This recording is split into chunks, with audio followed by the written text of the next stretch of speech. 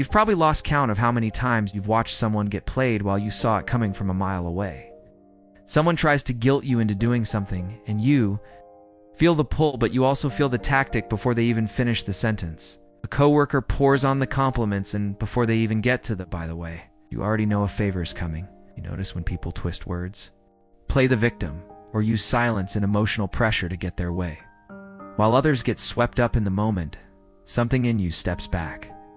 You feel a wall go up inside. Your mind starts scanning for the real motive, the pattern underneath the nice words. Sometimes you even feel a little guilty for not just going along, but you can't unknow what you're seeing. You see the game, and you're out. Inside, you wonder, why can't I just be easygoing like everyone else? Why do I always spot the game? If you're the person who can't be easily guilted, flattered, or pressured, psychology has a very different story about your mind than most people tell you, and it might completely change how you see this impossible to manipulate side of yourself. You've probably heard comments like, "You're so hard to read. You're too skeptical. You never just go with the flow." Maybe friends or family joke that you're negative, paranoid, or always looking for the catch. When you don't play along, people sometimes act offended, as if your caution is an insult. After a while, you start to question yourself. Am I just closed off? Am I overthinking everything? You might even worry you're missing out on connection. Because you rarely give people the blind trust they seem to expect, other people see going along as kindness. You see it as a risk you're not always willing to take. You notice how easily others get swept into group pressure, guilt trips, or flattery. And you feel a strange mix of relief for not being so easy to move into loneliness, because you can't fully relax into things the way they do. Most people like you stop here and decide they're just cold or cynical. But that's only because nobody ever explained what your brain is actually doing when it quietly resists manipulation. Here's the reframe. Psychology suggests that people who are hard to manipulate usually have two big things in common: a pattern-sensitive mind and a boundary-driven nervous system. You're not suspicious for the sake of drama. You're wired to notice microsignals, inconsistencies, and hidden motives. If you've ever been gaslit, guilted, or blindsided before, your system learned a hard rule. Don't just listen to words, watch the pattern. Research on gaslighting shows that once someone has been repeatedly lied to or blamed, their brain becomes far more sensitive to shifts in tone, timing, and behavior. What looks like paranoia from the outside is often just upgraded pattern recognition from the inside. Let's break down what's actually happening in your mind. First, there's your social radar. Your brain is tuned to spot small mismatches and repeated tactics, how someone's story changes, how flattery is always followed by a request, how jokes are used to test your limits, how guilt appears exactly when you start to say no.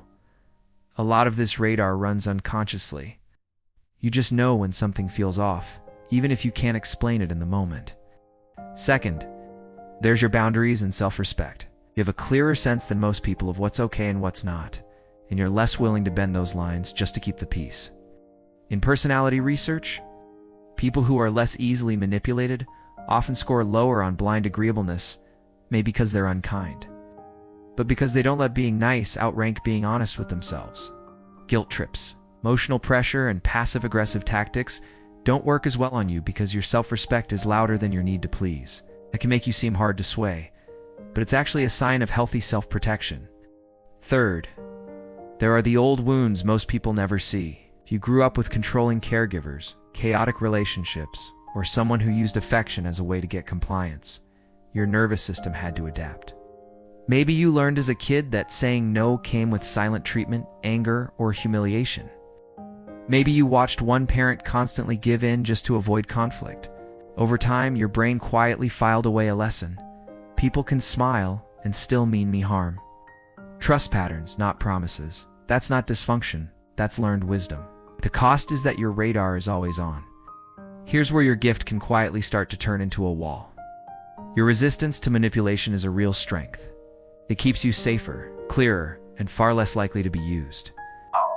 But there's a point where it can quietly become isolation. You start assuming everyone has an angle. You test people so hard they never get close enough to prove themselves. You shut down opportunities because you're always bracing for the catch. From the outside, it looks like wisdom. On the inside, it can feel like being permanently on guard, never fully letting your shoulders drop around anyone.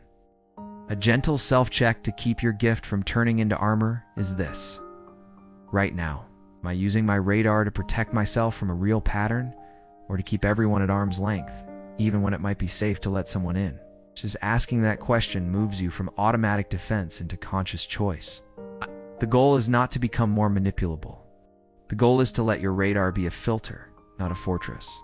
You get to decide who earns your trust, how fast, and on what terms. Tiny experiments can help your nervous system learn that safe and connected is possible, not just safe and alone. Let someone you already have trust in a little further. Share one honest thought instead of the polished version you usually give. When a new person shows you consistent behavior over time, allow yourself to update the story you've been holding about them. You're not abandoning your instincts. You're giving them better data. When you do spot manipulation, you can use your clarity as a gift, not just a shield. Calmly name what you're noticing. Say no without apology. And watch how the right people respect that instead of punishing it. If this felt like someone finally explained your hard-to-manipulate brain, you're not cold, broken, or too much for needing clarity. You're a pattern-sensitive, boundary-driven mind in a world that often rewards going along. You notice what others miss, and you protect your peace on purpose. That's not cynicism, that's earned wisdom. Subscribe and stay close if you want more videos that decode traits like this without shaming you. And tell me in the comments what kinds of manipulation you spot the fastest. Because the more you understand your own radar, the easier it becomes to build trust without ever having to give up your edge.